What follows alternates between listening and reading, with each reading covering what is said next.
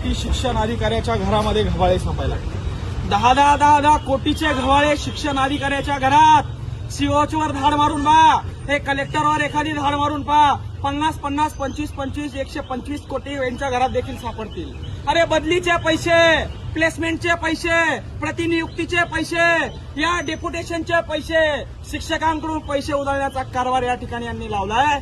एखादा आमदार तिकडून दांगडा करताय, शिक्षक मुख्यालय हजर करा, आणि दुसरीकडे सीओ, कलेक्टर, शिक्षण अधिकारी त्या शिक्षकांना पैसे जमा करते. हा सिस्टमचा भोंगळगांड्या कारभार या ठिकाणी चाललाय. मायबाप, आपल्या लेकरांचं शिक्षण अंधारात घालण्याचं काम चाललंय. आणि या निवडणुकीसाठी पंतप्रधान देवेंद्र फडणवीस, पंतप्रधान नरेंद्रजी मोदी, मुख्यमंत्री देवेंद्र फडणवीस, आणि या ठिकाणी अशा पद्धतीने यांचे पक्ष मोठे व्हावे म्हणून आपल्या लेकरांची बुद्धी भ्रष्ट करायची, त्यांची शिक्षण व्यवस्था उद्ध्वस्त करायची, त्यांची शाळा शिक्षण व्यवस्था पूर्णपणे निस्तनाभूत करायची, आणि मग अशा पद्धतीने पक्षाचे झेंडे त्यांना हातात घ्यायला लावायचे.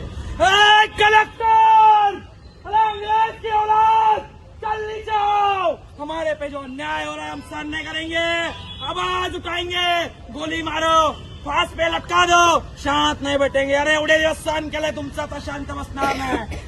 कलेक्टर, चलनी जाओ, हमारे पैसों पे जीने वाले कलेक्टर, चलनी जाओ.